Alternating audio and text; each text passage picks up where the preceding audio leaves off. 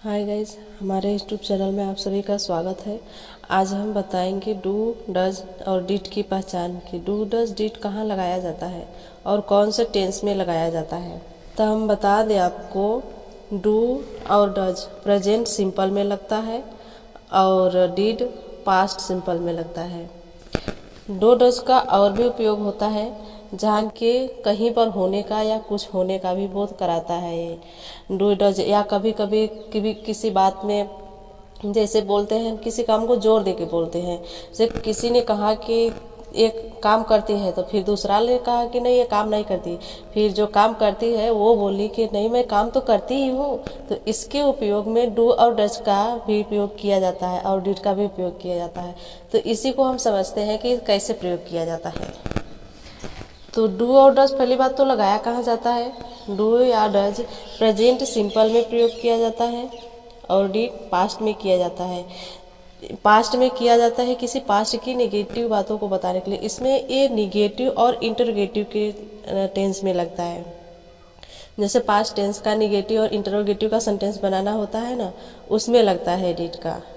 और वैसे तो पास्ट में सिंपल सेंट में सेकेंड फॉर्म लगता है, तो यहाँ डिड लगता है नेगेटिव और इंटरोगेटिव बनाने में। और उसमें भी इसमें भी वर्ब का फर्स्ट फॉर्म लगता है। जैसे डू और डज में जैसे मैं बोला कि वह जाती है, क्या बोलेंगे? वह जाती है। तो हम इसे ट्रांसलेशन कैसे करेंगे? सी डज गो। क्या लिखा हमने? सी डज गो, मतलब वह जाती है। वह जाती है में सी और डज का उपयोग करेंगे। सी डज गो। और इसी को हमें कहना हुआ कि वह नहीं जाती है, तो ये डज है ना, ये डज के बाद यहीं पे नॉट लगा देंगे, नहीं, वह नहीं जाती है। और इसी तरह से ये पास्ट में भी प्रयोग किया जाता है। जैसे मुझे कहना है वह गई, तो क्या बोलेंगे? वह गई। तो क्या बोलेंगे वह गई की? बोलेंगे सी वेंट। तो ये क्या हो जाएगा? पास्ट का सिंपल हो जाएगा। सी वेंट बोलेंगे तो पास्ट का सिंपल हो जाएगा, क्योंकि ये वेंट गो का सेकेंड रूप है। तो ये वेंट हो जाएगा गई। और बोलना है मुझे वह नहीं गई, नहीं गई। तो नहीं जाने के लिए होएगा कि यहाँ देखते हैं, सी डिड नॉट गो, वह नहीं गई। इसे नेगेटिव बनाने के लिए। और इसे अगर इंटरोगेटिव बनाएंगे तो ये ऐसे, ये डिड उठकर आगे आ जाएगा। Did she not go, did she not go, वह नहीं गई। इस तरह से होएगा। और ये लगाया कैसे जाता है? डू डज और डिड। तो ये जो डू डज है, ये मतलब दो लोग हैं। जैसे किसी बाप के दो बेटे हैं, तो दो बेटे को किसी दूसरे काम पे भेज दिया गया, एक बेटे को, और एक बेटे को दूसरे काम पे भेज दिया गया। दोनों साथ में नहीं रहेंगे। अगर साथ में रहेंगे तो हो सकता है लड़ाई कर ले, इसलिए अलग अलग काम दिया गया है। तो एक बेटा किसके साथ लगेगा? थर्ड पर्सन एक वचनकर्ता के साथ। तो थर्ड पर्सन एक वचनकर्ता क्या होता है? ये होता है ही, सी, ईट, या किसी नेम के आगे, वो भी सिंगुलर।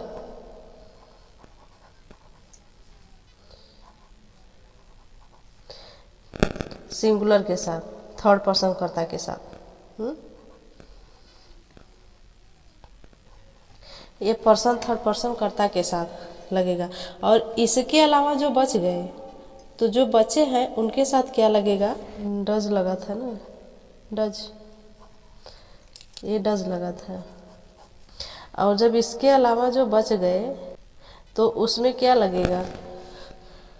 डू लगेगा। जैसे आई, वी, दे, इन लोगों के साथ में डू लगता है।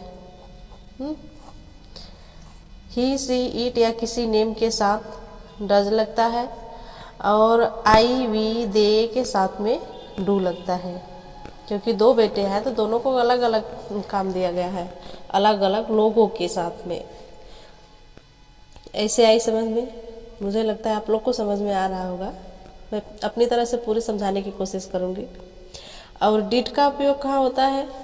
डिड का उपयोग होता है पास्ट में। ये पास्ट में अब किसी माँ के अकेला बेटा है, अब इसका ना कोई भाई है ना बहन है, बस ये अकेला है। ये अकेला बचा तो भाई ये बेचारा किसी के साथ जा सकता है, तो इसमें तो कोई भेदभाव है नहीं। ही सी इट आई वी दे सभी के साथ में लगता है ये डिड, जैसा कि मैंने यहाँ ऊपर बताया है। तो क्या हुआ? वह गई, सी वेंट सिंपल हो गया, और सी डिड नॉट गो वह नहीं गई।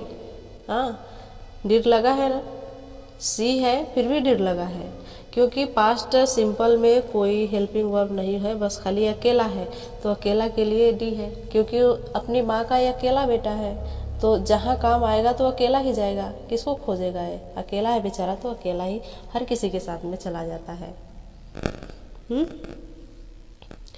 और प्रयोग होता है और कहाँ, जैसे कि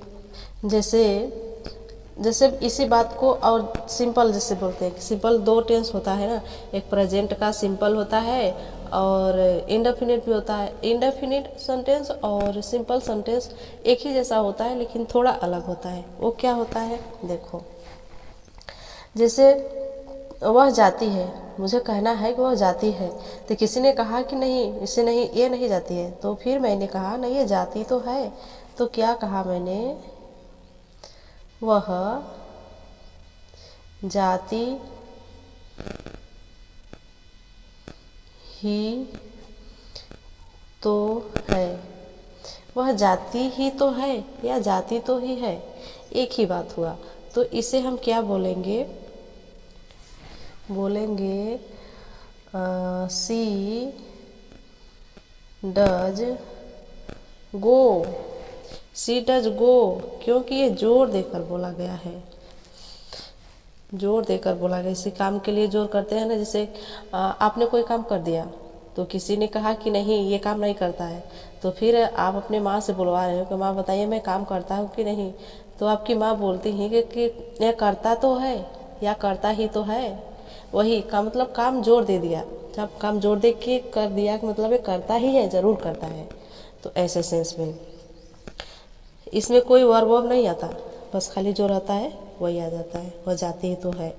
और अगर इसे बोलना है पास्ट में भी से बोलना है, वह जाती तो थी, जैसे वह जाती ही तो थी, तब इसे क्या बोलेंगे? अब यही बोल देंगे सी डीड गो, क्योंकि इसमें कोई देखना नहीं है डी लगेगा कि डज लगेगा, क्योंकि अपनी माँ का इकलौता बेटा है, इकलौता बेटा है तो पता है कि सबके साथ जाएगा, जो लिवा के जहाँ जाएगा वहाँ ही चला जाएगा। तो इस तरह से हुआ। और जैसे मैं लिखती तो हूँ, मैं लिखती ही तो हूँ, तो कैसे बनेगा?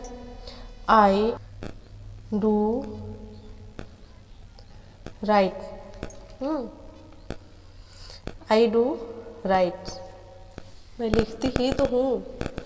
अब और तीसरा देखते हैं, वह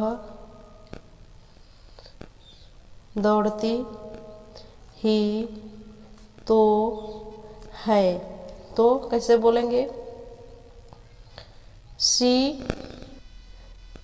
डज रन हुआ, और दौड़ती ही तो है। लेकिन जैसे कि किसी बुक में आप देखेंगे तो लगा रहेगा डू डज डिड इनके पास में, तो इसके बाद कोई ना कोई वर्ब लगा रहता है, लेकिन यहाँ वर्ब नहीं है, जो है वही है। और किसी काम को करने के भी सेंस में होता है, कोई भी जैसे काम करते हैं तो उसमें भी होता है। वह लंबा है, ही इज टॉल, कोई कहाँ है, कैसे है, क्या है, इसमें भी प्रयोग किया जाता है। जैसे मुझे बोलना है वह लंबा है, तो क्या कहेंगे, इसका भी देख लो। वह लंबा है, तो क्या बोलेंगे। अब अगर लड़का है तो ही, लड़की है तो she. Is tall, he is tall या सी इज टॉल, क्योंकि ही के साथ भी इज लगेगा, सी के साथ भी इज लगेगा। तो he she is tall, he is tall या सी इज टॉल। और जैसे फिर एक मुझे कहना हुआ कि रोहन दुकान पर है। रोहन दुकान पर है, तो क्या कहेंगे, कहेंगे इसको रोहन इज एट शॉप। तो वो दुकान पर है, कोई वर्ब नहीं, कोई काम होने नहीं हो रहा है, किसी काम का बोध नहीं है होने का, ये काम बोध हो रहा है किसी को कहीं होने का। जैसे कि रोहन जो है दुकान पर है, कोई काम तो कर नहीं रहा है, ये दुकान पर बस है बताने के लिए होता है। तो इस तरह से प्रयोग होता है इसका। ये तीसरा प्रयोग है, हा? ये दूसरा था, ये पहला। देखिए अब सामने रख दे रही हूँ सब, आप सब इसका स्क्रीनशॉट ले सकते हैं। और मेरी वीडियो अगर पसंद आई हो, मुझे समझाने का तरीका कैसा लगा आप लोगों को कमेंट करके बताएं। और अगला वीडियो आपको किस पे चाहिए हम आपको बना के देंगे, आप मुझे कमेंट करें।